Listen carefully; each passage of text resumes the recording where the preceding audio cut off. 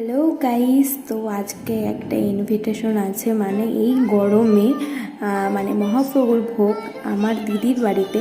তো সেখানেই যাব। সত্যি কথা বলতে গরমে তো কোথাও যেতে ইচ্ছে করে না, তো যেহেতু নিজেদের লোক তো সেহেতু যেতেই হবে।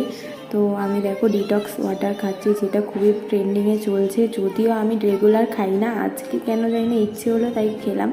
তো ফার্স্টে তো মুখ ধুয়ে আসলাম, এরপরে একটু স্কিন কেয়ার করে নিচ্ছি।